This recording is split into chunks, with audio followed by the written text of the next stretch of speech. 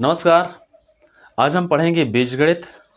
ये भी एक गणित की विशेष शाखा है। वैसे गणित की विभिन्न शाखाएं होती हैं, बहुत सारी शाखाएं होती हैं, जिसके तहत जो है हम आज गणित की लगभग तीसरी शाखा के बारे में, जिसे हम बीजगणित कहते हैं यानी कि अलजेब्रा कहते हैं, इसके बारे में अध्ययन करेंगे। हमें सबसे पहले संख्याओं के बारे में पढ़ाया जाता है, अर्थात जो गणित की मूलभूत आधार इकाई कहलाई, वो नंबर सिस्टम या संख्या पद्धति होती है, उसके बारे में हमें सिखाया जाता है। संख्याओं से संबंधित जितने प्रकार की संक्रियाएं होती हैं, जितने प्रकार की संख्याएं होती हैं, उन सभी के बारे में हमें दैनिक जीवन से संबंधित समस्याओं को हल करने के लिए उसमें बताया जाता है। इसके अलावा जब हम गणित की दूसरी शाखा पढ़ते हैं, जैसे हम रेखा गणित कहते हैं, तो उसमें बिंदु, रेखा, किरण से लेके विभिन्न प्रकार की द्विविमीय और त्रिविमीय आकृतियों के बारे में पढ़ाया जाता है। इसके अलावा हमें उसी रेखा गणित में जो है कोणों के बारे में भी ज्ञान कराया जाता है। आज हम जो है गणित की तीसरी शाखा के बारे में पढ़ेंगे, जिसका नाम बीजगणित होता है, जिसे हम इंग्लिश में अलजेब्रा कहते हैं। जिस प्रकार से हम संख्या पद्धति में नंबरों का उपयोग करते हैं, संख्याओं का उपयोग करते हैं, उसी प्रकार से बीजगणित में हम अल्फ़ाबेट का उपयोग करते हैं। और अल्फ़ाबेट जो हैं ये भी नंबरों की तरह या संख्याओं की तरह इनमें भी संक्रियाएं की जा सकती हैं, यानी इनको भी इसी प्रकार से जोड़ा घटाया जा सकता है। विभिन्न प्रकार की संक्रियाएं की जा सकती हैं।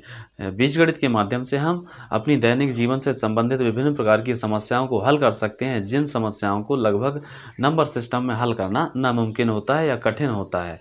प्रायः हम जो है इस पे विभिन्न प्रकार की नए नए फार्मूले बना सकते हैं अपनी समस्याओं से संबंधित। तो आइए हम सबसे पहले समझते हैं कि हम बीजगणित के माध्यम से किस प्रकार से बच्चों को समझा सकते हैं कि बीजगणित वास्तव में होती क्या है, और इसमें जो है छोटे से छोटे लेके बड़े से बड़े फार्मूले किस प्रकार से बनाए जा सकते हैं। तो गणित के जो फार्मूले हैं आप स्क्रीन में देखिए, जितने भी प्रकार के a+b या a-b का इनका होल स्क्वायर के जो भी छोटे या बड़े फार्मूले बनाए जाते हैं, वो सब बीजगणित के अंतर्गत पढ़ाया जाता है या पढ़ा जाता है। तो आइए हम समझते हैं सबसे पहले कि हम छोटे से छोटे फार्मूले कैसे बना सकते हैं। बच्चों को प्रायः अगर हम लर्निंग बाय डूइंग यानी करके सीखने वाली अगर पद्धति से पढ़ाते हैं, तो बच्चे आसानी से समझने का प्रयास करते हैं। तो जिस प्रकार से माचिस की तीलियाँ, बहुत सारी तीलियों से हम विभिन्न प्रकार की आकृति बना सकते हैं, इसी प्रकार से अगर हम अल्फ़ाबेट बनाते हैं, अंग्रेजी वर्णमाला के जो भी अक्षर होते हैं, यानी कि ABCDEFGHIJKLMN से लेके XYZ तक के जितने भी अक्षर हैं, ये सब इंग्लिश अल्फ़ाबेट कहलाते हैं। और हम बीजगणित में जो इनका उपयोग करते हैं, इनको चर संख्या कहते हैं। और चर संख्या कहने का एक ही मतलब है, चर मतलब होता है वेरी करना, अर्थात जो है वेरिएबल नंबर जो होते हैं वो उन्हें हम चर संख्याएँ कहते हैं। इनके मान विचरण करते रहते हैं या बदलते रहते हैं या परिवर्तित होते रहें। तो आइए उसको समझते हैं कि चर क्या है। और चर संख्या और अचर संख्या को समझने के लिए हम एक एग्जाम्पल लेते हैं। चर संख्याओं में जितने भी अल्फ़ाबेट अक्षर होते हैं, वो सब चर संख्या कहलाते हैं। जैसे कि A, B, C से लेके X, Y और Z तक जितने भी ये सब अल्फ़ाबेट अक्षर हैं ना, ये सब चर संख्या कहलाते हैं। इसी प्रकार से अचर संख्या में जितनी भी वास्तविक संख्याएं होती हैं ना, जितने भी रियल नंबर होते हैं, चाहे करणी 2 हो, ऋण 1/2 हो, ऋण 5/4 हो, या फिर प्राकृत संख्या हो यानी 1 से लेके इन्फिनिटी तक के नंबर, या फिर पूर्ण संख्या हो, पूर्णांक संख्या हो, परिमेय हो, अपरिमेय हो, ये सभी संख्याओं का समूह जो है रियल नंबर कहलाता है। और रियल नंबर में जो है सब अचर संख्या के अंतर्गत इसको अपन पढ़ेंगे, जिसमें हम व्यापक रूप से आगे हमको बहुपद मिलेगा, समीकरण मिलेगा या बीजीय व्यंजक विभिन्न प्रकार के मिलेंगे, जिनमें हम आसानी से समझेंगे। अभी सिर्फ इतना समझना है कि चर संख्या में A से लेके Z तक के पूरे 26 अक्षर, और अचर संख्या में पूरी रियल नंबर। तो जैसे कि इसमें अपन लिख लेते हैं कुछ रियल नंबर के एग्जाम्पल।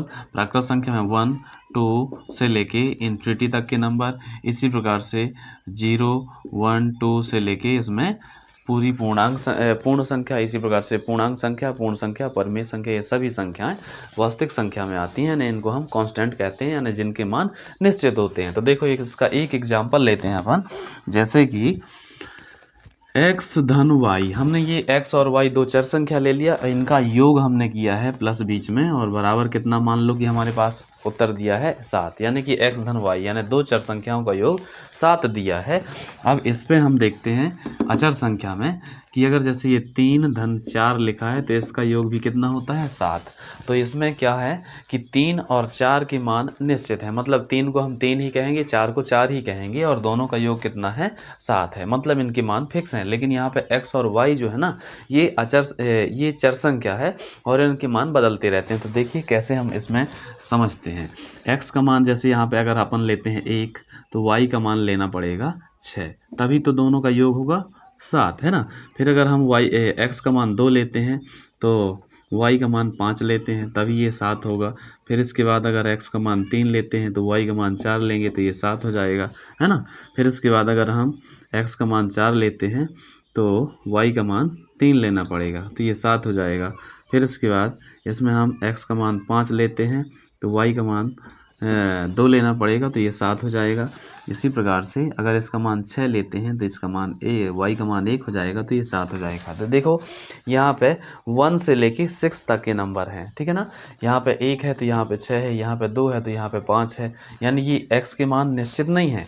x का मान यहाँ पे 1 है, यहाँ 2 है, यहाँ 3 है, यहाँ पे 4 है, यहाँ 5 है, यहाँ 7 है और सभी के योग करते हैं तो देखो बराबर में 7 आ रहा है। अर्थात यहाँ पे ये कह सकते हैं कि इनके मान जो है बदलते रहते हैं, इसलिए इनको चर संख्या कहते हैं। यानी कि ये जो है दल बदलू कहलाएगी। जैसे राजनीति में नेता लोग अपनी पार्टी बदलते हैं ना, तो ये चर संख्या उन्हीं के जैसे कहलाए, दल बदलू।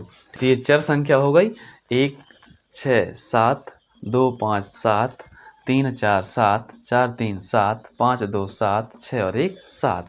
ये मान जो है बदलते रहते हैं, यहाँ का मान कभी वहाँ का मान यहाँ, इनको लेकिन जोड़ेंगे तो उत्तर कितना आएगा 7 आएगा, इसलिए ये चर संख्या कहलाएगी। अब इसमें अपन देखते हैं, हमने बात किया था कि जो बीजगणित है, बीजगणित में हम विभिन्न प्रकार के फार्मूले बना सकते हैं अपनी समस्या से संबंधित। तो जैसे यहाँ पे कोई भी एक अक्षर लिखा हुआ है L, ठीक है ना। अब L अक्षर का अगर अपन प्रतिरूप बनाते हैं, प्रतिरूप का मतलब होता है छाया चित्र या उसके जैसे दूसरा रूप वाला आकृति, ठीक है ना। तो जैसे ये L बना हुआ है, L बनाने के लिए अगर हम माचिस की तीलियाँ लेते हैं तो उसमें हमको 2 कढ़ाई लगेंगी, यानी 2 तीलियाँ लगेंगी। एक तीली ये है और दूसरी तीली ये है, मतलब ये 2 तीलियों से मिलके इस प्रकार का L बन जाएगा, ठीक है ना। तो एक L है, कितना है, L की संख्या कितनी है 1 है, लेकिन तीलियाँ कितनी लगी हैं भाई 2 लगी हैं, तो 2 तीलियाँ हैं, ठीक है ना। इसी प्रकार से अगर अपन 2L बनाते हैं तो 2L बनाने के लिए कितनी तीलियाँ लग जाएंगी, 4 तीलियाँ लग जाएंगी, ठीक है ना। तो ये L की संख्या कितनी हो जाएगी, L का प्रतिरूप कितने हो जाएंगे 2 हो जाएंगे, और इसकी जो तीलियों की संख्या है कितनी हो जाएगी 4 हो जाएगी, ठीक है ना। इसी प्रकार से और बहुत सारी L बनाते चलते हैं अगर अपन, तो हमको तीलियों की संख्या इस प्रकार से बढ़ती हुई मिलेगी, ठीक है ना। यहाँ पे 3L, जैसे 3L के प्रतिरूप बने हैं तो यहाँ पे कितनी है L की संख्या 3 हो जाएगी, और यहाँ पे तीलियों की संख्या कितनी हो जाएगी 2 4 6, मतलब ये 6। इस प्रकार से अब ये 4 हमने L के प्रतिरूप बना दिया। यहाँ पे 1 L है तो 2 तीली, यहाँ पे 2 L हैं तो 4 तीली, यहाँ पे 3 L हैं तो 6 तीली, यहाँ पे 4 L के प्रतिरूप हो गए तो कितनी तीलियाँ हो जाएंगी 8 तीलियाँ हो जाएंगी, ठीक है ना। इसी प्रकार से हम यहाँ पे देखते हैं कि ये जो 2 4 6 8 है ये क्या है, हमको 2 की टेबल मिल रही है, ठीक है ना। लेकिन ऊपर की ये जो नंबर है ना 1 2 3 4 5 ऐसा करते हुए हम कहाँ तक बनाना चाहते हैं, मान लो कि अनंत तक। अनंत तक तो बना नहीं सकते, इसलिए अनंत तक की संख्याओं को दर्शाने के लिए हम अल्फ़ाबेट अक्षर का उपयोग करते हैं, ठीक है ना। अल्फ़ाबेट अक्षर का मतलब कोई भी ABCD से लेके XYZ तक के कोई भी नंबर को अपन, यानी किसी भी अक्षर को अल्फ़ाबेट के रूप में हम या चर संख्या के रूप में उपयोग कर सकते हैं। इनके मान कंटिन्यू बदलते जा रहे हैं, इसलिए हम मान लो कि यहाँ पे ले लेते हैं क्या M ले लिया हमने, ठीक है ना। यानी कि ये 1 2 3 4 हमने इतने L के प्रतिरूप बनाए। अब हमको कौन सा L का प्रतिरूप बनाना है, M नंबर का, ठीक है ना। M क्या है, कोई भी चर संख्या है ना, इसका मान कुछ भी हो सकता है। जैसे कि यहाँ पे लिख देते हैं कि M का मान कुछ भी होगा। देखो 1 हो सकता है, 2 हो सकता है, 3 हो सकता है, यानी बहुत सारे मान ऐसे कोई भी हो सकते हैं, इसलिए उसको अपन M के मान से दर्शा रहे हैं, ठीक है ना। अब देखो हमने L के प्रतिरूप इतने बहुत सारे बनाए, M नंबर तक हमको L के प्रतिरूप बनाना है। M नंबर कोई भी एक चर संख्या है, जिसमें अपन ने देखा कि 1 से लेके अनंत तक के कोई भी नंबर हो सकते हैं, ठीक है ना। तो इसका हमको सूत्र बनाना है, यानी कि छोटे बच्चों को बताना है कि फार्मूला कैसे बना सकते हैं। तो फार्मूला कैसे बनाएंगे, जैसे हमारा ये 2 लिखा है, 4 लिखा है, 6 लिखा है, 8 लिखा है, तो ये सब क्या है, 2 की टेबल है। तो हम 2 को लिख सकते हैं 2 गुणित 1। अब 2 क्या है, तीलियों की संख्या, और 1 क्या है, एल की संख्या। एल की संख्या कितनी है, यानी एल का जो ये प्रतिरूप है इसकी संख्या कितनी है, 1 है, इसलिए हमने इसको 1 लिख दिया। और ये 2 क्या है, तीली की संख्या है। इसी प्रकार से यहाँ पे तीली की संख्या कितनी है, टोटल एक एल बनाने के लिए कितनी तीली लगती है, 2 तीली लगती हैं। तो 2 गुणित कितनी, यहाँ पे एल की संख्या है 2 है, 2 एल की संख्या ना, 1 और 2, 2 एल है, तो इसको हम लिख सकते हैं 4 को कैसा, 2 गुणित 2। इसी प्रकार से यहाँ पे 3 एल की संख्या है, और 1 एल को बनाने के लिए कितनी तीलियाँ लगती हैं, 2, है ना, और टोटल एल कितने बनाए गए हैं यहाँ पे, 3, तो इसलिए लिख देंगे इसको अपन 2 गुणित 3।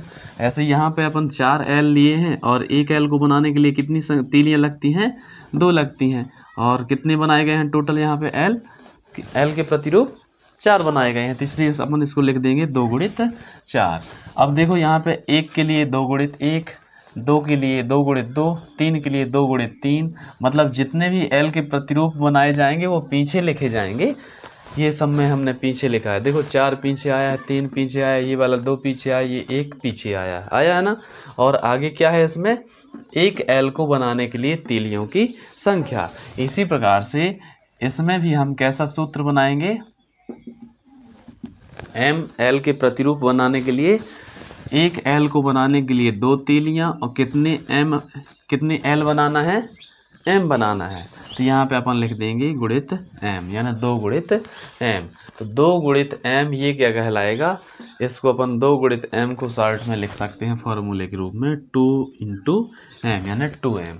तो एम प्रतिरूप बनाने के लिए क्या फॉर्मूला बनेगा, इसमें 2m बनेगा, ठीक है ना।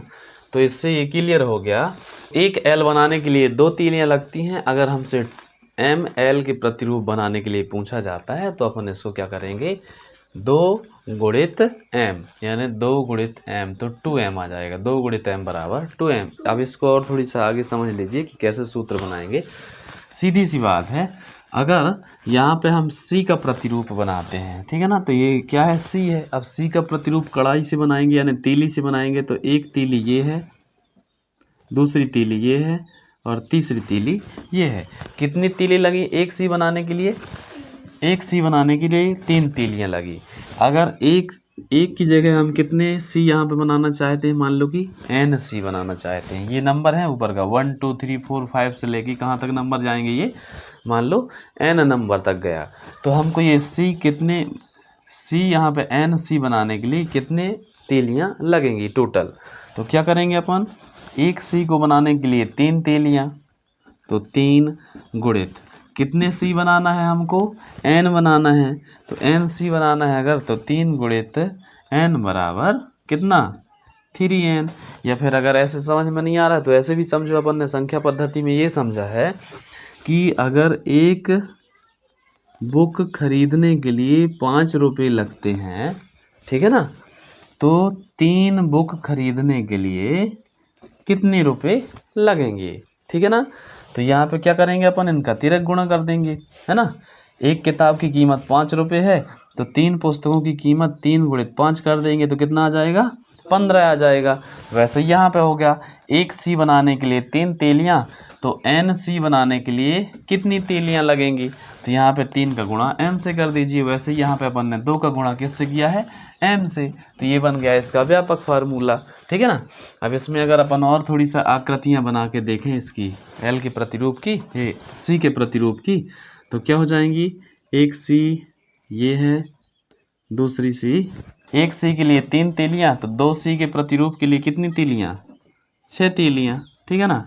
इसी प्रकार से अगर 3 C के प्रतिरूप बनाते हैं तो कितनी तीलियाँ हो जाएंगी, 9 तीलियाँ हो जाएंगी।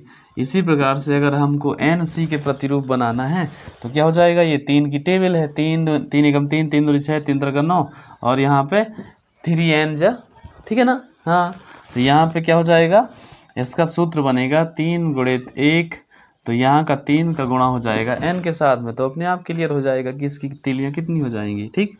तो 3 गुणित 1 बराबर 3 एकम 3, 3 गुणित 2 मतलब कि 3 दूनी 6, और 3 गुणित 3 मतलब कि 3 त्रिका 9। वैसे ही यहाँ पे अगर बनाएंगे तो 3 गुणित n बराबर कितना आ जाएगा यहाँ पे 3n। ठीक, बस यही इसका व्यापक फार्मूला बन जाएगा बस। अब इसी में एक ऐसा अक्षर लेते हैं जिसमें कि ज़्यादा तीलियों की संख्या लगेगी। अभी अपन ने देखा 2 तीलियों के लिए, 3 तीलियों के लिए, अब 4 तीलियों से बनने वाला अक्षर लेते हैं और उसमें देखते हैं कि क्या सूत्र बनेगा। तो देखो, किसी भी एक अक्षर के पहला प्रतिरूप बनाने के लिए जितनी भी तीलियां लगेंगी ना, उसी का अपन गुणा कर देते हैं n नंबर से, x नंबर से या m नंबर से, यानी जो भी चर संख्या लेना है वही जो है इसका फार्मूला बन जाता है।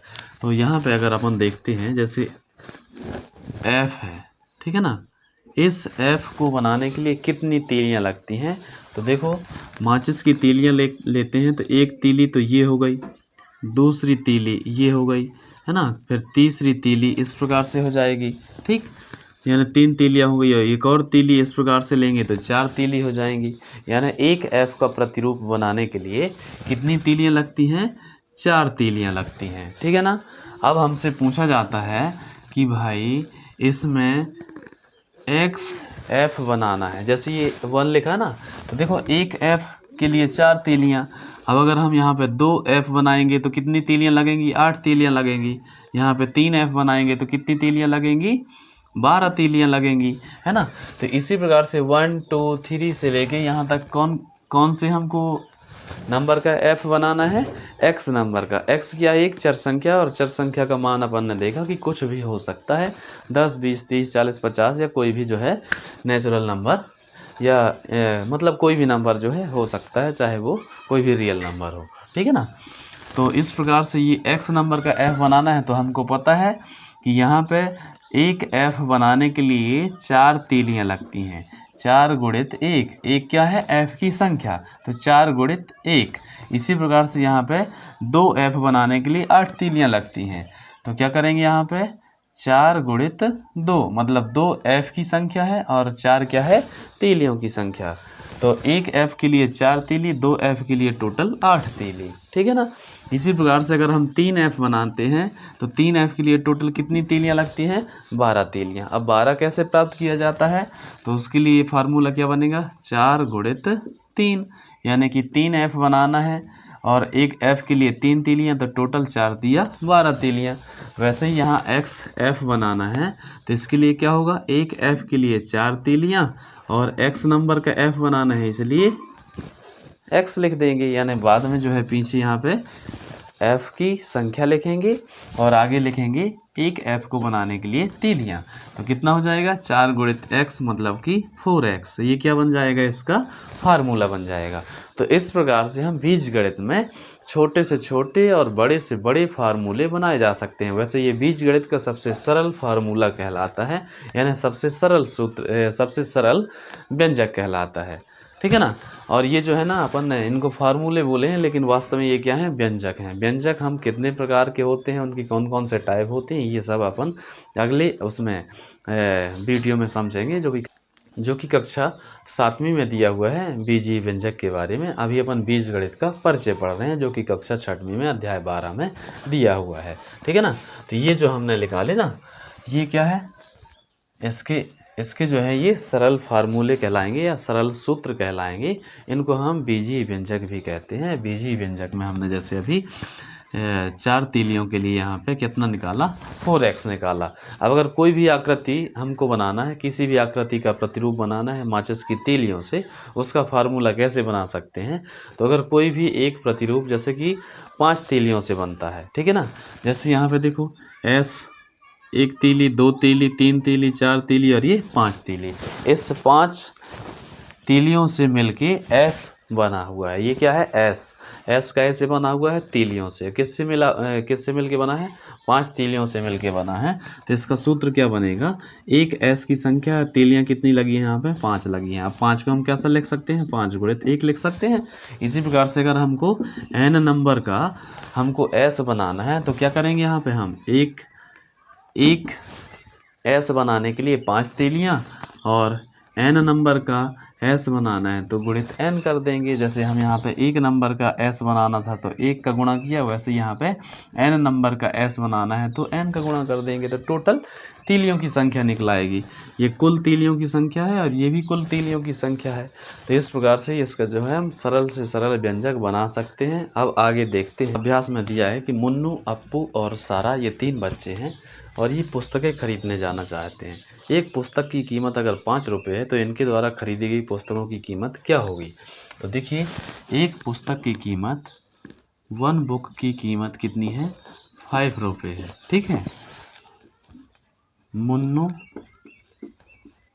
अप्पू और सारा ये 3 बच्चे हैं। इनके द्वारा खरीदी गई जो पुस्तकें हैं, ये 5 खरीदता है, ये 7 खरीदता है और ये 4 खरीदता है। ठीक है ना, इनके द्वारा पुस्तकों की संख्या जो है ये खरीदी गई है। अब एक पुस्तक की कीमत कितनी है, 5 रुपये है। ठीक है ना, तो यहाँ पे अपन देखते हैं कि एक पुस्तक के लिए, यहाँ पे एक पुस्तक के लिए कीमत 5 रुपये है। तो यहाँ पे मुन्नू 5 पुस्तकें खरीदता है तो क्या करेगा, इसमें 5 गुणित 5।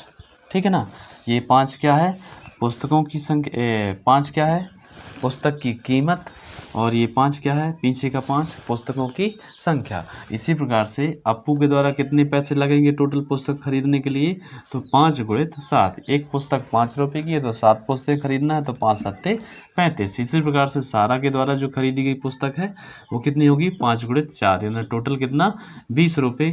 इसका हो जाएगा 35 रुपये और इसका हो जाएगा 25 रुपये। अब इसके अगर अपन व्यापक सूत्र निकालेंगे तो कैसे निकालेंगे, देखो यहाँ पे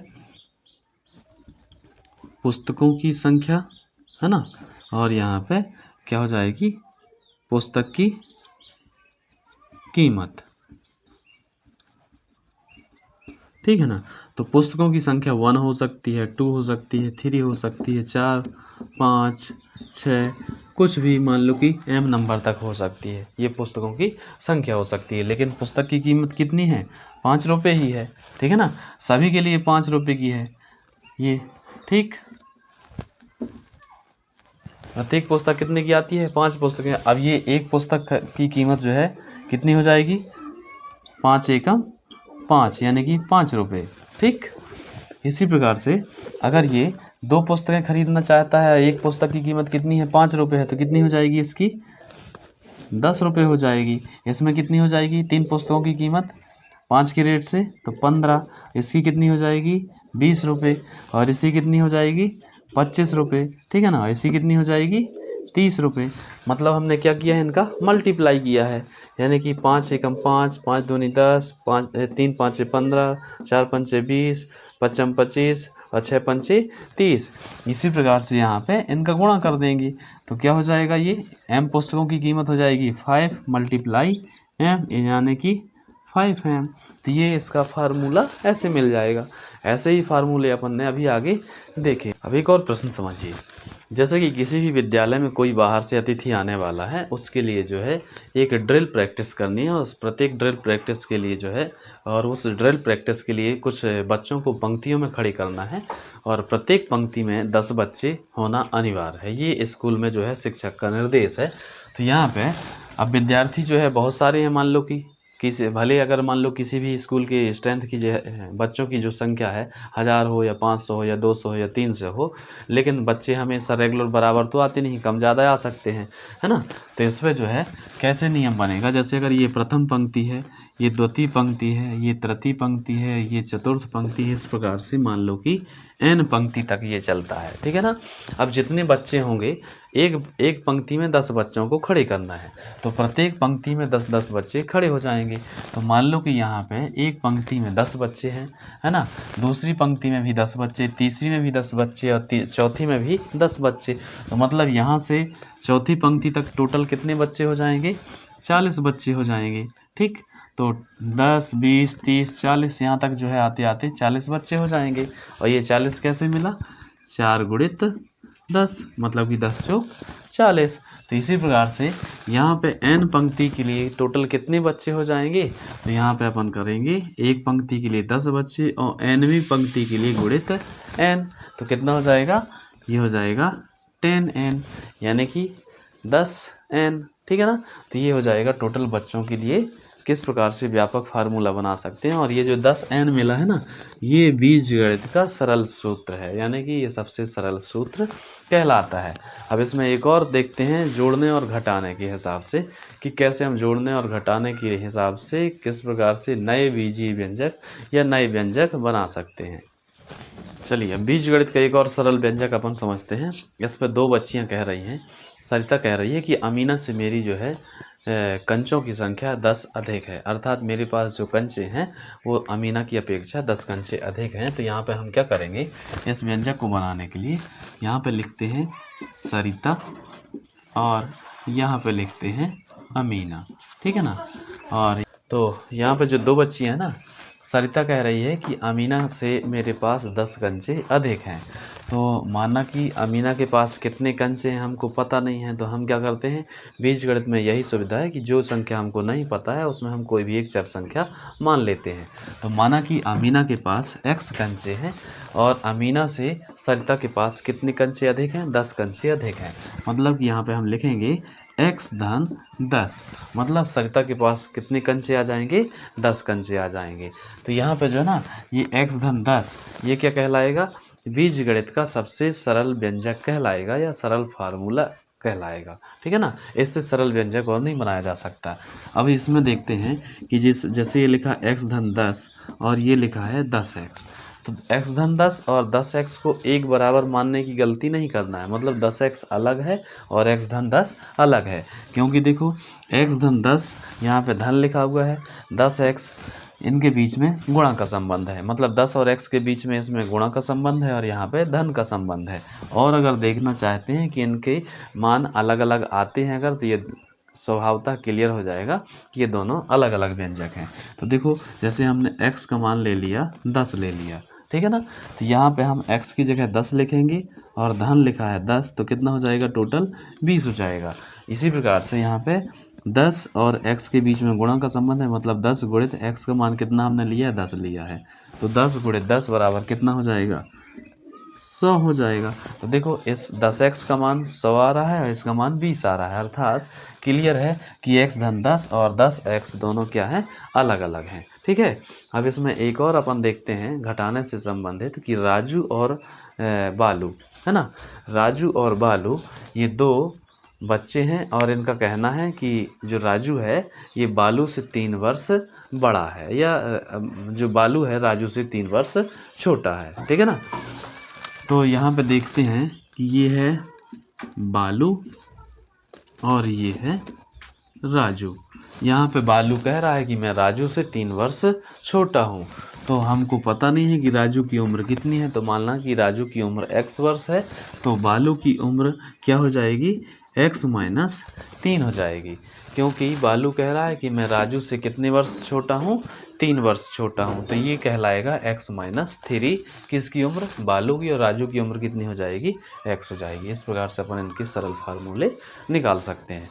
ये जो है बीजगणित की सबसे सरल से सरल व्यंजक कहलाते हैं। अब इन्हीं व्यंजकों के कुछ टाइप अपन पढ़ेंगे जो कि कक्षा 6वीं, कक्षा 7वीं, 8वीं, 9वीं और आगे की कक्षाओं तक, जिनके अलग अलग नाम से हम जानेंगे, जिनको कुछ हम समीकरण कहेंगे या बहुपद कहेंगे, है ना। और वो उनके अलग अलग टाइप होते हैं, उन सभी को विस्तृत रूप से अपन अगली कक्षाओं में समझेंगे। तो अपने पाठ का नाम बीजगणित है और बीजगणित में हमें सिर्फ इस अध्याय में यही सिखाया जा रहा है कि हम बीजगणित में बीजीय व्यंजकों को किस प्रकार से बना सकते हैं और किस प्रकार से इसको अपन समझ सकते हैं।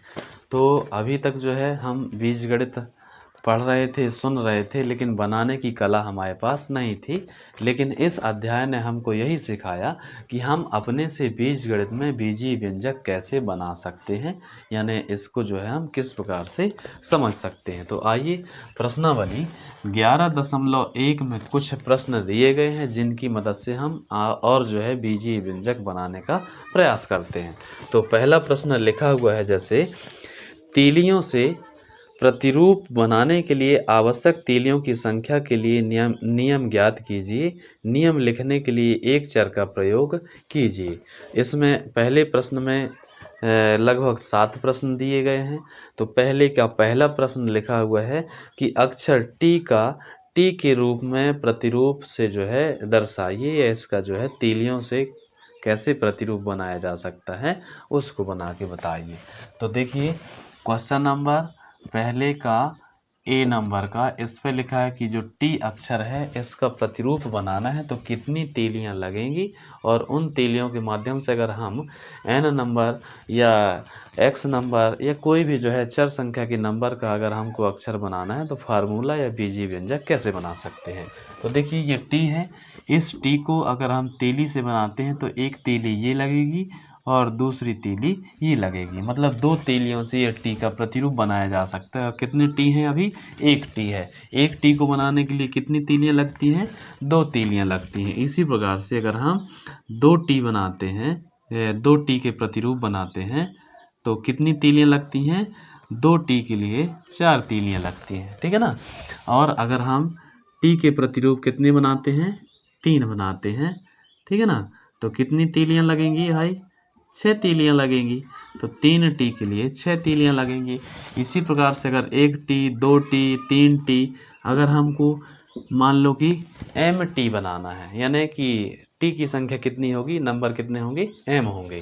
तो यहाँ पे एम के लिए क्या फार्मूला बनेगा, तो इसका सरल सूत्र ऐसे बनाया जा सकता है, एक टी के लिए दो तीलियां लगती हैं, तो हमको एम नंबर का टी बनाना है, यानी एम नंबर का टी तक बनाने के लिए कितनी तीलियां लगेंगी, तो गुणित में यहाँ पे कर देंगे एम, यानी 2 गुणित एम बराबर 2m, यानी एम नंबर तक टी बनाने के लिए हमको फार्मूला क्या बनेगा, 2m बनेगा। कितनी तीलियां लगेंगी, तो 2m तीलियों से एम टी बनाए जा सकते हैं। ऐसे में समझ में नहीं आ रहा है तो ये समझ लीजिए कि ये m क्या है, चर संख्या है। m चर संख्या है, इसलिए इसके मान 1 2 3 4 5 6 7 8 कुछ भी हो सकता है। अब हम मान लो कि यहाँ पे m का मान 6 ले रहे हैं, तो देखिए 2 गुणित m का मान कितना है, यहाँ पे 6, मतलब कि कितना आ गया आंसर 12। तो ये क्या है, एक टी को बनाने के लिए लगी हुई तीलियों की संख्या, और ये जो 6 है टी की संख्या है, मतलब कितने टी बनाना है हमको, 6 टी बनाना है। तो ये जो है क्या है, ये टी की संख्या, यहाँ पे लिख सकते हैं टी की संख्या, और ये क्या है, तीली की संख्या, एक टी को बनाने में लगी हुई तीली की संख्या, ठीक है ना। एक टी को बनाने में लगी तीलियां, ठीक है ना। एक टी को बनाने में लगी तीलियां कितनी हैं, 2 हैं, और टोटल कितने टी बनाना है, 6 टी बनाना है, तो कितनी कुल तीलियां मिलेंगी अपन को, 12 तीलियां मिलेंगी, है ना। तो कुल तीलियां कितनी हो जाएंगी, कुल तीलियां हो जाएंगी 12। अर्थात यहाँ पे अगर हमको m नंबर के टी बनाना है तो इसका फार्मूला बनेगा 2m। 2m क्या है, ये कुल तीलियों की संख्या, और ये जो 2m बना बीजगणित में सरल बीजीय व्यंजक कहलाता है, ठीक है। अब इसी में अगर एक और क्वेश्चन देखते हैं बी नंबर का, जो कि जेड अक्षर लिखा हुआ है, जेड अक्षर का प्रतिरूप बनाना है। तो ये बी नंबर में जेड अक्षर, देखो इसका प्रतिरूप बनाते हैं तो एक तीली तो ये हो गई, ठीक है ना, फिर दूसरी तीली ये हो जाएगी, ठीक है, और तीसरी तीली ये हो जाएगी, ठीक, 1 2 3, मतलब टोटल 3 तीलियां लगेंगी तो जेड का प्रतिरूप बन जाएगा। अब ये जेड का प्रतिरूप 1 है और तीलियों की संख्या कितनी है, 3 है। अगर हम 2 जेड के प्रतिरूप बनाएंगे तो कितनी तीलियां लगेंगी, 6 तीलियां लगेंगी, ठीक है ना। अगर हम 3 जेड के प्रतिरूप बनाएंगे तो कितनी तीलियां लगेंगी, 9 तीलियां लगेंगी। अगर हम 4 जेड के प्रतिरूप बनाएंगे तो कितनी तीलियां लगेंगी, 12 तीलियां लगेंगी। ये कैसे हमने किया, तो देखो ये 3 6 9 12, ये क्या है, 3 की टेबल है, यानी 3 का पहाड़ा है। तो 3 गुणित 1 लिख सकते हैं, 3 गुणित 2 लिख सकते हैं, 3 गुणित 3 लिख सकते हैं, 3 गुणित 4 लिख सकते हैं। अब यहाँ पे हमने एक जेड बनाया, एक जेड का प्रतिरूप बनाया, यहाँ पे 2 जेड के प्रतिरूप बनाए, यहाँ पे 3 जेड के प्रतिरूप बनाए, यहाँ पे 4 जेड के प्रतिरूप बनाए। इसी प्रकार से अगर हमको एक्स जेड के प्रतिरूप यहाँ बनाना है तो इसके लिए क्या फार्मूला बनेगा या क्या बीजीय व्यंजक बनेगा, तो ये बनेगा 3 मल्टीप्लाई एक्स, यानी 3 गुणित एक्स। अब ये जो 3 गुणित एक्स है ये क्या है, 3 गुणित एक्स, यहाँ पे 3 एक टी को एक जेड को बनाने के लिए लगी हुई, और ये जो एक्स है जेड की संख्या है। मतलब यहाँ पे जैसे 4 जेड है ना, तो ये 4 क्या है, जेड की संख्या, और ये 3 क्या है, एक जेड को बनाने की लगी हुई तीलियों की संख्या, 1 2 3। तो इसलिए यहाँ पे हम लिख सकते हैं, जैसे अभी अपन ने लिखा है कि शुरू वाला जो है ये तीली की संख्या है एक आकृति का प्रतिरूप बनाने के लिए, और ये पीछे जो है टोटल कितनी प्रतिरूप बनाना है उसकी संख्या है। ठीक, तो ये कहलाएगा इसका 3 गुणित एक्स यानी कि 3x। ये क्या है, इसका सरल व्यंजक है, किसके लिए, जेड का प्रतिरूप बनाने के लिए टोटल लगी हुई तीलियों की संख्या या इसका फार्मूला। ठीक, अब इसी पहले प्रश्न में हम तीसरा प्रश्न देखते हैं, यानी सी नंबर का, जिसमें कि हमें u का प्रतिरूप बनाने के लिए बोला गया है कि u के प्रतिरूप बनाने के लिए कितना इसमें जो है तीलियां लगेंगी। देखो ये u है, अब इसका तीलियों से प्रतिरूप बनाते हैं तो एक तीली ये हो जाएगी, दूसरी तीली ये हो जाएगी, और तीसरी तीली ये हो जाएगी। मतलब एक u बनाने के लिए कितनी तीलियां लगती हैं, 3 तीलियां लगती हैं। यहाँ देखना भी, तो एक u बनाने के लिए 3 तीलियां लगती हैं, 2 u बनाने के लिए कितनी तीलियां लगेंगी, 2 u बनाने के लिए 6 तीलियां लगेंगी, है ना। तो हम यहाँ पर लिख सकते हैं इसका व्यापक सूत्र कि एक u का प्रतिरूप बनाने के लिए 3 तीलियां लगती हैं। अगर हमको n नंबर का u बनाना है तो गुणित में n कर देंगे, यानी टोटल कितने हो जाएंगे, 3 गुणित n यानी कि 3n। और ये जो n है ये क्या है, एक चर संख्या है, और चर संख्या को हमने पहले ही समझ लिया है कि यह एक जो है वेरिएबल नंबर है, यानी कि इसके मान बदलते रहते हैं। n का मान जो है कुछ भी हो सकता है, 2 4 6 8 10 11 15। अब प्रश्न 1 के बाकी के जो क्वेश्चन हैं उनको समझते हैं। तो देखिए, जैसे कि d नंबर का क्वेश्चन है, फिर D के बाद है E, फिर F और G। ये बाकी सभी क्वेश्चनों को अपन एक बार में हल कर देते हैं, ठीक है। ये प्रश्न दिए गए हैं, इन अक्षरों के प्रतिरूप बनाने के लिए बोला गया है तीलियों से। कौन सा है, D में V, इसमें है E, इसमें है S और इसमें है A। ये जो अल्फ़ाबेट अक्षर हैं इनके माचिस की तीलियों से प्रतिरूप बनाने के लिए बोला गया है, और इसका जो है सरल व्यंजक कैसे बना सकते हैं, यानी कि बीजीय व्यंजक कैसे बना सकते हैं इन तीलियों से प्रतिरूप जो बनाएंगे उसके हिसाब से। तो देखिए ये भी है, अब भी बनाना है माचिस की तीली से, तो एक माचिस की तीली इस प्रकार से होगी, है ना, और दूसरी माचिस की तीली इस प्रकार से होगी, यानी कि एक भी का प्रतिरूप बनाने के लिए कितनी तीलियां लगी हैं, 2 तीलियां लगी हैं। इसी प्रकार से एक ई बनाने के लिए कितनी माचिस की तीलियां लगेंगी, तो देखो एक तीली, है ना, दूसरी तीली और ये तीसरी तीली, यानी 3 तीली ये हो गई। फिर इसके बाद एक ये चौथी तीली हो जाएगी और ये 5वीं तीली हो जाएगी। मतलब ई को बनाने के लिए कितनी तीलियां लगती हैं, 1 2 3 4 5।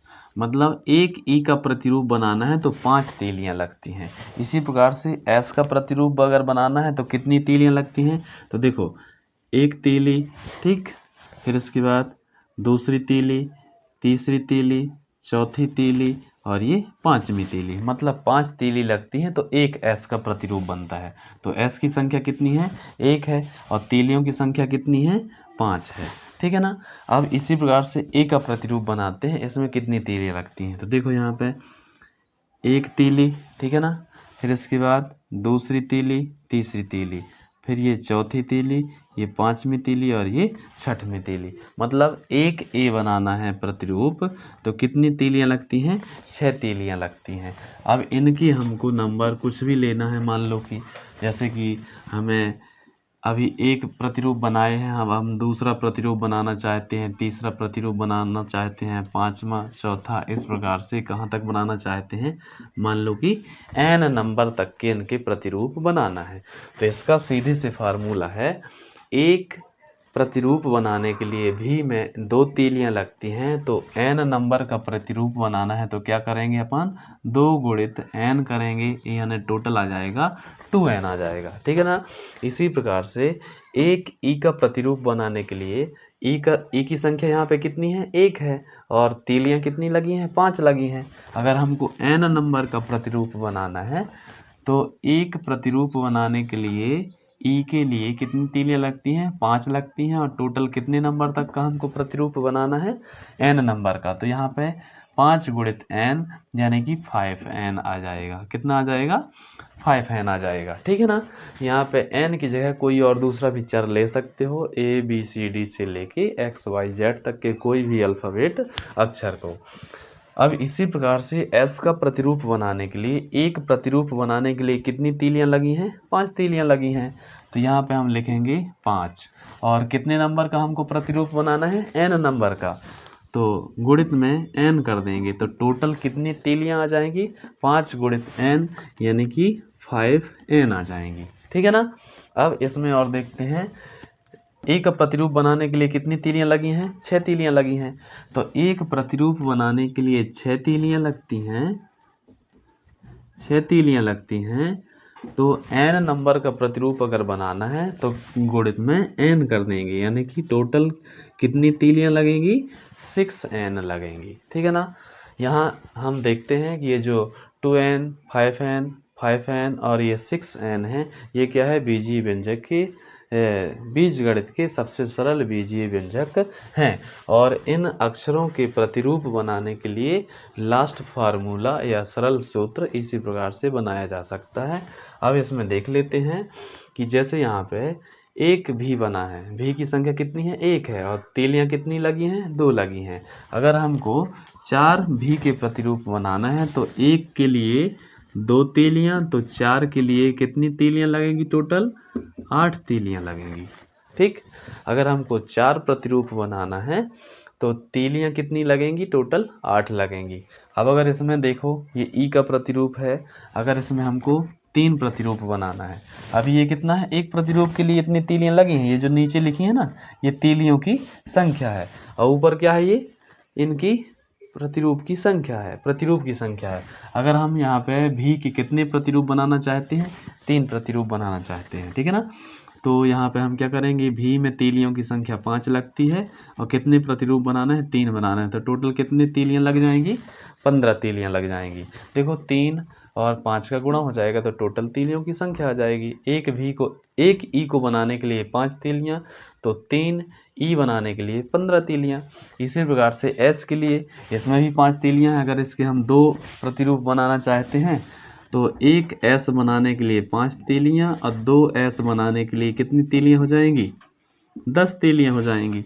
अगर हमको ए के 4 प्रतिरूप बनाना है, कितने प्रतिरूप बनाना है 4, तो अगर हम ए के 4 प्रतिरूप बनाना चाहते हैं तो एक प्रतिरूप में 6 तीलियां लगती हैं, तो 4 प्रतिरूप में क्या हो जाएगी 6 गुणित 4 यानी कि टोटल 24 तीलियां लग जाएंगी, है ना। और यहाँ पे n के मान ये दिए गए हैं, यानी कि इनको हम अलग अलग न निकाल के वैसे भी निकाल सकते हैं। तो देखो यहाँ पे जैसे ये 6n लिखा है, ठीक है ना 6n, तो यहाँ पे 6 गुणित n का नंबर मान लो हमने कितना लिया है 4 प्रतिरूप बनाना है, तो n की जगह हम यहाँ 4 लिखेंगे तो कितना हो जाएगा 24 तीलियां। मतलब ये n सत्यापित कर रहा है ना इसको, तो ये लास्ट में जो है n लिखा है ना जो चर संख्या है ना, ये क्या कहती है कि बीजगणित में हम किसी भी समस्या को सरल करने के लिए इसका व्यापक सूत्र हम इस प्रकार से बना सकते हैं। अब इसमें देखते हैं हम प्रश्न दूसरे को कैसे हल किया जा सकता है उसके बारे में समझेंगे। तो प्रश्न 2 कह रहा है कि हम अक्षर एल सी और एफ के प्रतिरूप बना के हमने देखा और उसके नियमों को पहले से हम जानते हैं या सरल करके हमसे बनते हैं। ऊपर प्रश्न 1 में दिए हुए अक्षरों से वही नियम प्राप्त होता है जो एल द्वारा प्राप्त हुआ था।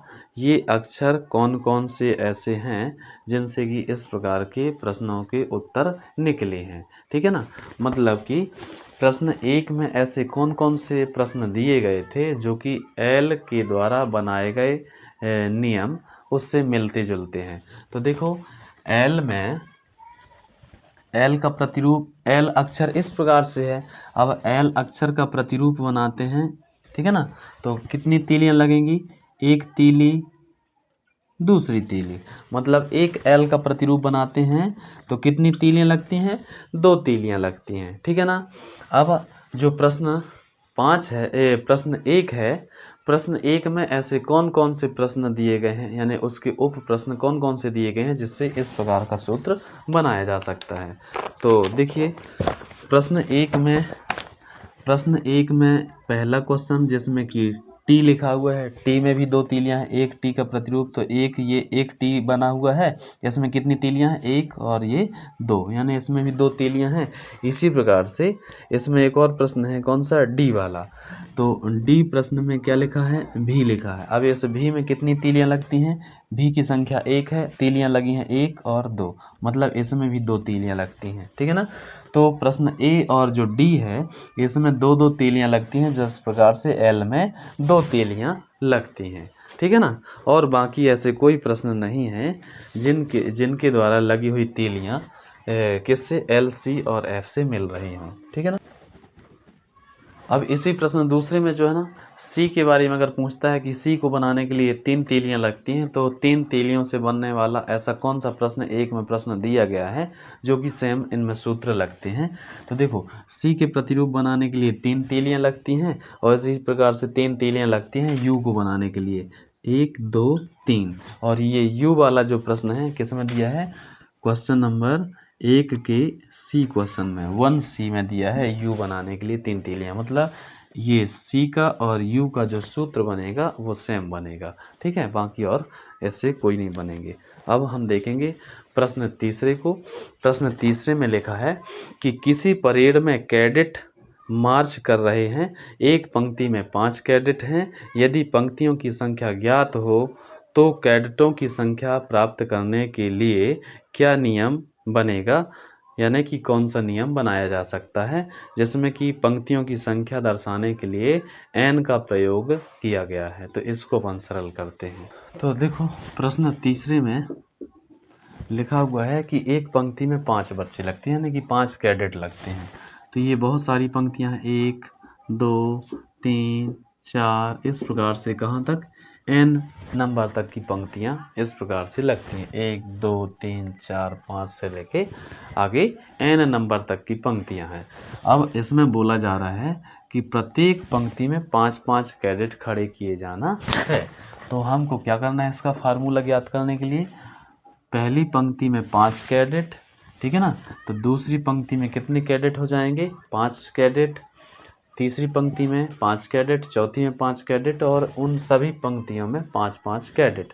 लेकिन अगर टोटल कैडेट पूछता है कि चौथी पंक्ति तक जो है टोटल कितने कैडेट होंगे, तो पहली पंक्ति में 5 कैडेट और चौथी पंक्ति तक कितने हो जाएंगे टोटल कैडेट, तो 20 कैडेट, यानी कि पहली पंक्ति में 5 और चौथे तक जाते जाते कितने कैडेट की संख्या हो जाएगी, 20 हो जाएगी, है ना। सब में 5-5 खड़े हो जाएंगे ना इस प्रकार से, तो 5 10 15 20। अब इसी प्रकार से एन नंबर की अगर उसमें हमसे पूछता है कि कितने एन नंबर की पंक्ति तक जाते जाते टोटल कितने कैडेट हो जाएंगे, तो इसमें हम लिखेंगे 5 गुणित एन, यानी कि 5n। तो इसका बनेगा सरल बीजीय व्यंजक, ठीक है ना। तो इस प्रकार से इस प्रश्न तीसरे को अपन सरल करेंगे। अब क्वेश्चन नंबर चौथे को देखते हैं। जैसे प्रश्न चौथा क्या है, एक पेटी में 50 आम हैं और आप पेटियों की संख्या के पदों में आमों की कुल संख्या को किस प्रकार लिखेंगे अगर पेटियों की संख्या के लिए b का प्रयोग किया गया है। तो देखिए एक पेटी में कोई भी एक पेटी है, इसमें कितने 50 आम हैं, ये कोई एक पेटी है।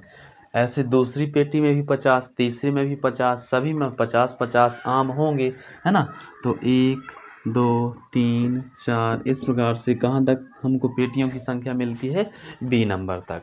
तो हमको पूछ रहा है कि अगर पहली पेटी में 50 आम हैं तो बी पेटी तक जाते जाते कुल कितने आम होंगे। तो पहली पेटी के आमों की संख्या गुणित लास्ट वाली पेटी का गुणा कर देंगे, ठीक है ना। तो यहाँ पे 50 गुणित बी यानी कि 50 बी, ठीक है ना। तो टोटल आमों की संख्या कितनी हो जाएगी? 50 भी। अगर तीसरी पंक्ति तक हमको पूछ रहा है कि कितने आमों की संख्या होगी, तो पहली पेटी में हमको पता है, यानी प्रत्येक पेटी में 50 आम हैं, तो 50 गुणित 3, तो कितने हो जाएंगे टोटल नंबर? 150 आम हो जाएंगे। 50 50 50, तो कितना हो जाएगा? 150। इसी प्रकार से यहाँ बी पेटी तक टोटल आमों की संख्या कितनी हो जाएगी? 50। अब प्रश्न 5 को देख लीजिए। शिक्षक प्रत्येक विद्यार्थी को 5 पेंसिल देता है और विद्यार्थियों की संख्या ज्ञात होने पर क्या आप कुल वांछित पेंसिलों की संख्या बता सकते हैं? ठीक है ना। विद्यार्थियों की संख्या के लिए एस का प्रयोग किया गया है। तो हमको पता है कि जो शिक्षक है, क्वेश्चन नंबर 5 को लिखना है। क्वेश्चन नंबर 5वां है, इसमें शिक्षक प्रत्येक विद्यार्थी को 5 पेंसिल देता है। ठीक है ना। विद्यार्थियों की संख्या ज्ञात होने पर क्या आप बता सकते हैं कि कुल जो है कितनी पेंसिल शिक्षक बच्चों को देता है? अगर बच्चों की संख्या कितनी है? एस है। तो देखो यहाँ पे अगर हम बच्चों की संख्या गिनते हैं, बच्चों की संख्या कैसी हो सकती है? 1 2 3 से लेके एस नंबर तक, ये बच्चों की संख्या है। और प्रत्येक बच्चे को कितनी पेंसिल देना है? टोटल 5 पेंसिल देना है। तो पहले वाले को 5 देना है, सबको 5 5 देना है। ठीक है ना। तो इसमें हम सभी बच्चों को 5 5 पेंसिल देते हैं। तो देखो यहाँ तक कितनी टोटल पेंसिल बट जाएंगी। तो यहाँ पे हम लिखेंगे 5 गुणित जितने बच्चों की संख्या है। ठीक है ना। तो ये टोटल एस बच्चों की संख्या दी गई है प्रश्न में। तो 5 गुणित एस मतलब कि 5s। ठीक है ना।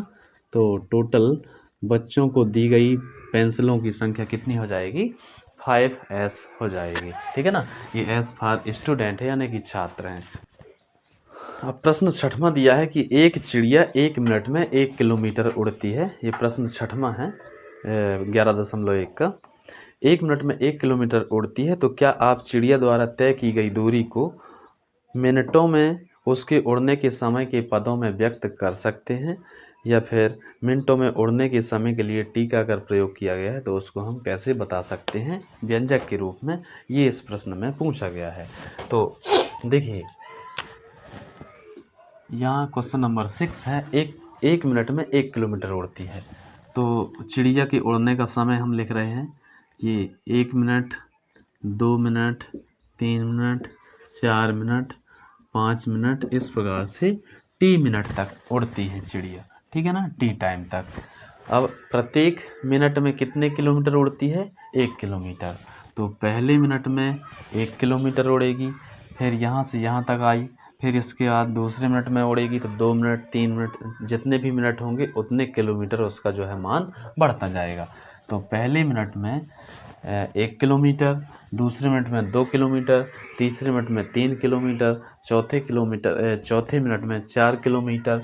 तो हम यहाँ पे क्या करेंगे कि 1 किलोमीटर पहले मिनट में उड़ती है, तो टी मिनट तक कितने किलोमीटर उड़ेगी? तो यहाँ पे हम लिखेंगे 1 गुणित टी, यानी कि टी बन जा टी किलोमीटर उड़ेगी। कितने किलोमीटर उड़ेगी? टी किलोमीटर उड़ेगी टी मिनट में। ठीक है ना। तो यहाँ पे हम लिख सकते हैं कि टी मिनट में कितने किलोमीटर उड़ेगी?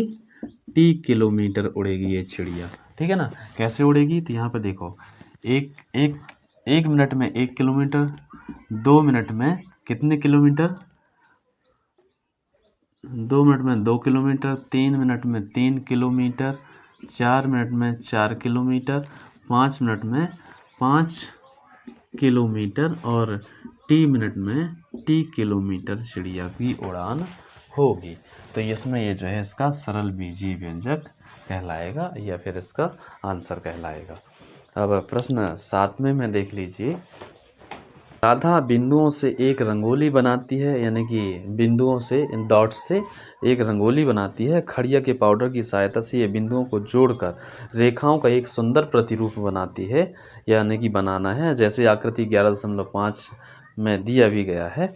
उसके पास एक पंक्ति में 8 बिंदु हैं। ठीक है ना। अगर आर पंक्तियों की रंगोली में वो जो है कितने बिंदु बना सकती है या कितने बिंदु हो सकते हैं।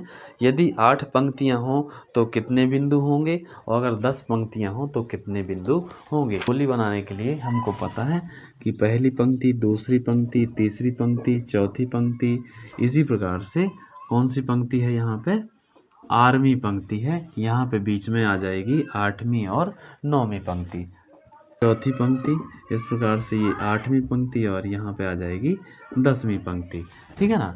तो यहाँ पे बताना है कि इन पंक्तियों में टोटल जो है कितने बिंदु होंगे, और एक पंक्ति में कितने बिंदु हैं हमको मालूम है, 8 बिंदु हैं। ठीक है ना। तो पहली पंक्ति में 8 बिंदु, दूसरी पंक्ति तक जाते जाते 16 बिंदु, हाँ दूसरी पंक्ति तक जाते जाते 16 बिंदु हो जाएंगे, तीसरे में हो जाएंगे 24, है ना। यानी कि कैसे निकालेंगे इसको अपन, अगर हमसे 8वीं पंक्ति में टोटल बिंदुओं की संख्या पूछ रहा है तो पहली पंक्ति में बिंदुओं की संख्या 8 और 8वीं पंक्ति में करेंगे 8 का गुणा, तो कितना हो जाएगा, टोटल 64 बिंदु हो जाएंगे। ठीक है। और अगर 10वीं पंक्ति में पूछता है तो पहली पंक्ति में 8 बिंदु गुणित में 10, तो कितने हो जाएंगे, 80 बिंदु हो जाएंगे। ठीक। और अगर हमसे 8वीं पंक्ति में पूछ रहा है तो पहली पंक्ति में 8 बिंदु गुणित में r, तो कितना हो जाएगा, 8r, ये हो जाएगा बिंदुओं की संख्या। ठीक है ना। पहली पंक्तियों की अगर हमको बिंदुओं की संख्या यानी कोई भी चीज़ मान दिया है पहली पंक्ति का, तो हम बाकी की जो पीछे के मान हैं उनको ऐसे ज्ञात कर सकते हैं गुणा करके। ठीक है ना। तो ये जो है इसका व्यापक फार्मूला कहलाएगा बीजीय व्यंजक का। ठीक।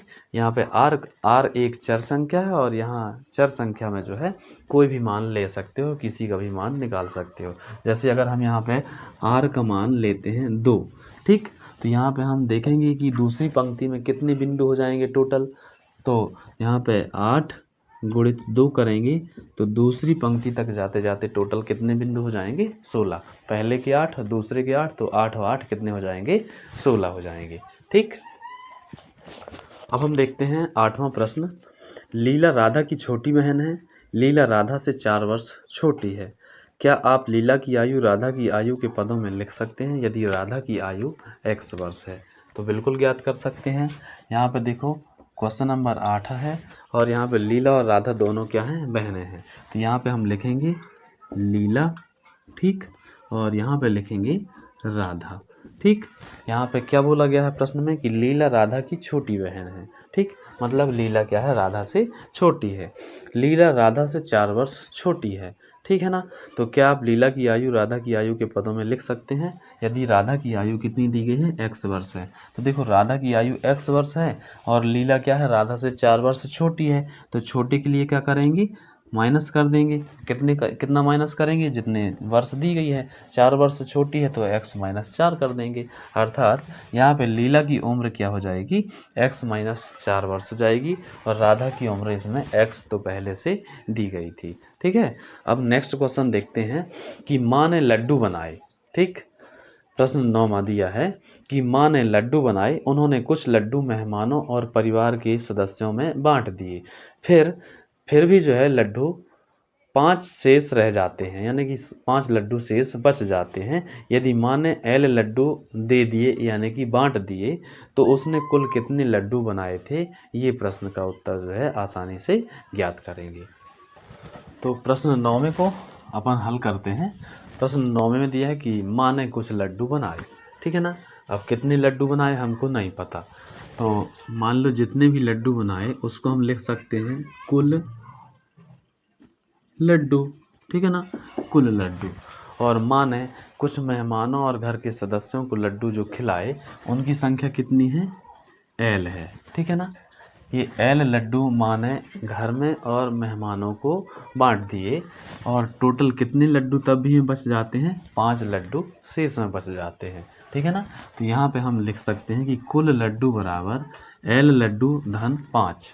तो यहाँ पे L क्या है, बांटे गए लड्डू हैं, बांटे गए लड्डू, और धन ये क्या है, 5 शेष लड्डू। ठीक है ना, ये शेष लड्डू हैं।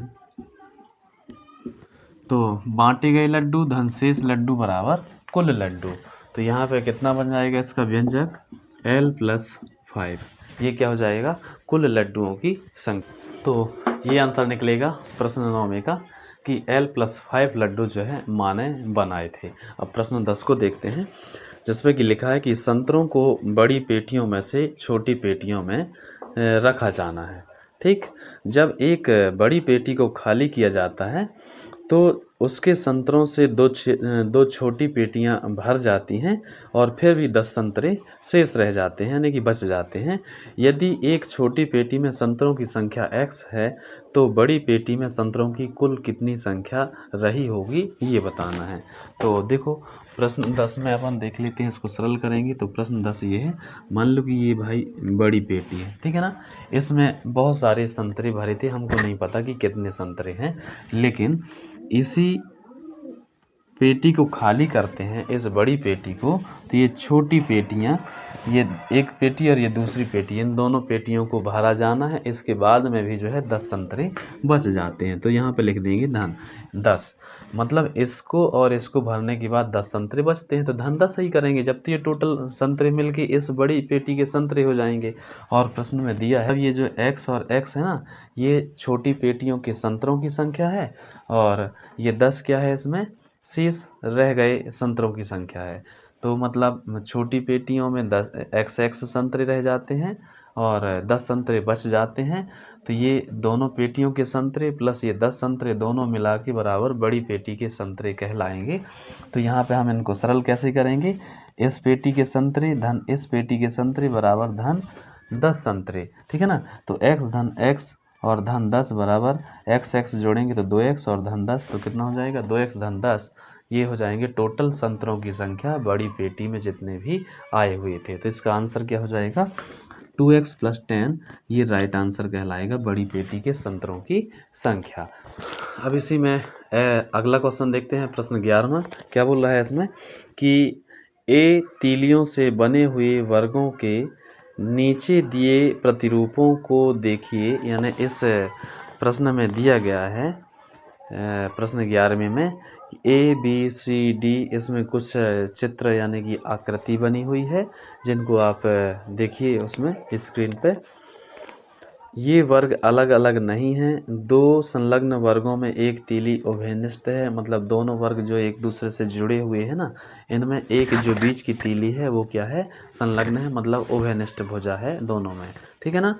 इनमें उभयनिष्ठ है, तो इस प्रतिरूप को देखना है और वह नियम ज्ञात कीजिए जो वर्गों की संख्या के पदों में जो है आवश्यक तीलियों की संख्या देता है। और संकेत दिया गया है कि यदि आप अंतिम ऊर्ध्वाधर तीली को हटा दें, यानी कि इस चित्र में आप देखिए जिसमें कि कट लगा हुआ है, अगर उन तीलियों को हटा दिया जाता है तो जो आकृति बनेगी, सी का प्रतिरूप जो बनेगा, उससे जो प्राप्त होगा उसके लिए प्रश्न इसी में फिर दूसरा दिया गया है कि बी नंबर का, कि आकृति 11.7 में तीलियों से बना त्रिभुजों का एक प्रतिरूप दर्शा रही है। उपरोक्त प्रश्न 11 एक ही तरह है, वह व्यापक नियम ज्ञात कीजिए जो त्रिभुजों की संख्या के पदों में आवश्यक तीलियों की संख्या देता है। मतलब ये सरल है, एक में वर्ग दिया है, एक में त्रिभुज दिया है, उनमें कुछ उभयनिष्ठ भुजा हैं, उनके लिए व्यापक सूत्र क्या बनाया जा सकता है, कुल मिला के यही पूछा जा रहा है। तो देखिए प्रश्न 11 में जो आकृति बनी हुई है उसको अपन देखते हैं। ये 11A की आकृति बनी हुई है इसमें, जैसे कि देखते हैं ये एक वर्ग बना हुआ है, फिर इसके बाद दो वर्ग संलग्न रूप से दिए गए हैं, है ना। फिर इसके बाद 3 वर्ग संलग्न आकृति के रूप में दिए गए हैं, 1 2 और ये 3, ठीक है ना। इसी प्रकार से 4 वर्ग संलग्न आकृति में दिए गए हैं, 1 2 3 और ये 4, ठीक। इस प्रकार से ये 4 संलग्न वर्ग दिए गए हैं। इसके लिए व्यापक सूत्र क्या बनेगा, प्रश्न में यह संकेत दिया है कि अगर इस ऊर्ध्वाधर लाइन को हटा देते हैं तो अंतिम ऊर्ध्वाधर लाइन को, तो ये सी के प्रतिरूप के जैसे हो जाता है। सी का प्रतिरूप कैसा है, 1 2 3 इस प्रकार से अगर इस लाइन को हटा देते हैं तो ऐसा बन जाता है। तो इसका जो है व्यापक सूत्र क्या बनेगा उसको बताना है। तो देखिए इस पे हमको ये जो दिया हुआ है तीलियों की संख्या इसमें अपन देखते हैं। तो टोटल तीली की संख्या इसमें कितनी है 4 है ना। इसमें कितनी है इसमें टोटल 7 है। देखो 1 2 3 4 5 6 7 ठीक गिनती बनेगी ना। एक ये पूरा एक जोड़ा तो 2 3 4 5 6 और ये 7। तो इसमें 4 है इसमें 7 है और इसमें टोटल कितनी तीलियां हैं 1 2 3 4 5 6 7 8 9 10। तो इसमें 10 तीलियां हैं और इसमें कितनी तीलियां हैं तो देखो 1 2 3 4 5 6 7 8 9 10 11 12 13। मतलब इसमें 4 है इसमें 7 है तो 4 3 7 7 3 10 10 3 13। तो इस प्रकार से तीलियों की संख्या इसके लिए व्यापक सूत्र। और अगर n नंबर तक के लिए पूछे मान लो कि x नंबर की आकृति के लिए क्या इसका फार्मूला बनेगा तो इस पे देखो कैसे बनाएंगे। इसमें 3 अगर हम 3 का पहाड़ा पढ़ते हैं तो क्या हो जाएगा ये 3 गुणित 1 धन 1 ऐसा लिख सकते हैं ना। तो 3 एकम 3 और धन 1 तो हो जाएगा 4।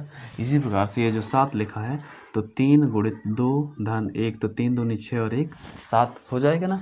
और ये 10 के लिए क्या करेंगे 3 गुणित 3 धन 1 तो 3 तरह का 9 और 1 10 हो जाएगा ना।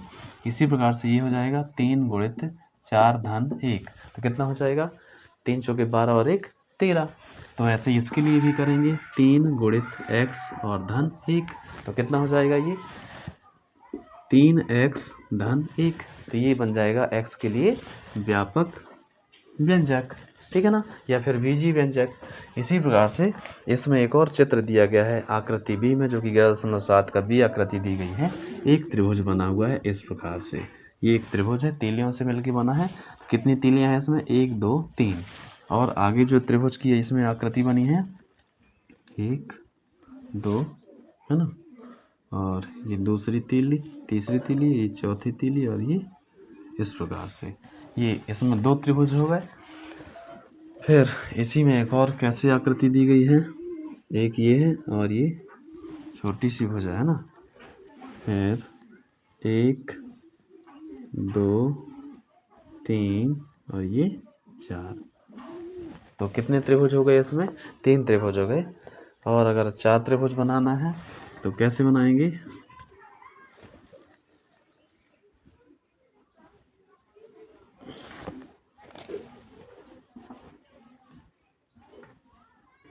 एक लाइन दूसरी लाइन है ना। फिर ये है इस प्रकार से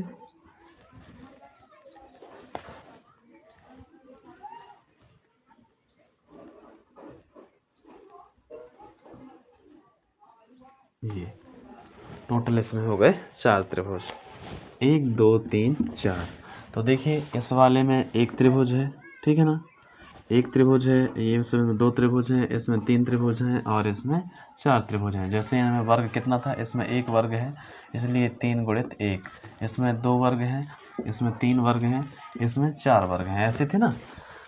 तो इसमें अब देखते हैं एक त्रिभुज है 2 त्रिभुज है तीसरा त्रिभुज है इसमें 4 त्रिभुज हैं। इसका हम फार्मूला कैसे बनाएंगे वो देखते हैं। तो इसमें हम लिख सकते हैं 3 भुजाएं हैं इसमें 3 भुजाएं यानी कि 3 तीलियां हैं। इसमें टोटल कितनी तीलियां हैं 1 2 3 4 5 तीलियां हैं। इसमें कितनी है 1 2 3 4 5 6 7 इसमें 7 तीलियां हैं। और इसमें कितनी है 1 2 3 4 5 6 7 8 9 तो इसमें है 9 तीलियां।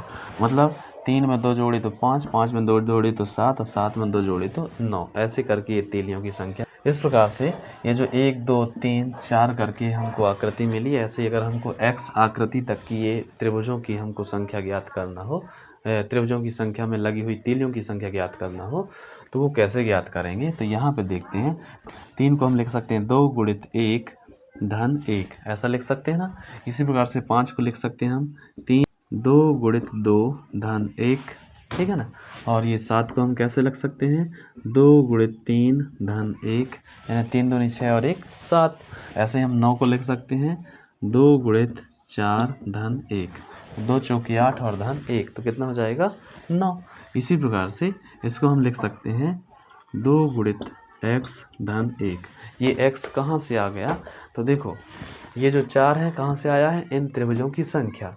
टोटल त्रिभुजों की संख्या कितनी है, 4 है, तो ये 4 आ गया। इसी प्रकार से यहाँ त्रिभुजों की संख्या कितनी, 3 है, तो यहाँ पर 3 आ गया। इसमें कितनी है त्रिभुजों की संख्या, 2 है, तो ये 2 आ गया। अब इसमें त्रिभुजों की संख्या कितनी है, 1 है, तो ये 1 आ गया। और यहाँ पर हमने लिखा है ये 2 जो है अपने सेल्फ कॉमन सेंस से लेना है कि इसमें हम कौन सी संख्या ऐसी लें जिससे कि हमारे ये फार्मूला बन जाए। तो देखो इसमें 3 भुजाएं थीं, यानी 3 तीलियां थीं, तो हमने 3 को इस प्रकार से लिखा, इसमें 5 तीलियां हैं, इसमें 7 तीलियां हैं, इसमें 9 तीलियां हैं, इसमें कितनी है हमको नहीं पता। तो टोटल तीलियां निकालने के लिए हमने ये फार्मूला बनाया है। तो कैसे हो जाएगा, 2 गुणित x यानी 2x और धन 1, तो ये इसका जो है सरल व्यंजक या बीजीय व्यंजक कहलाएगा। ठीक है ना। इसके लिए हम 3 तीलियों से बनी हुई आकृति को अपन ऐसा लिख सकते हैं, 2 गुणित 1 धन 1, मतलब 2 एकम 2 और 1 3। ऐसे इन सभी को समझ लेंगे और ये प्रश्न जो है आसानी से बनेंगे। अब हम बीजीय व्यंजक से संबंधित बीजगणित से संबंधित बीजीय व्यंजक जो है कक्षा 6वीं में पढ़ेंगे। उस पर कुछ हमें बीजीय व्यंजकों के बारे में विशेष प्रकार से समझाया गया है, जो कि हम आगे आने वाले वीडियो में समझेंगे। धन्यवाद।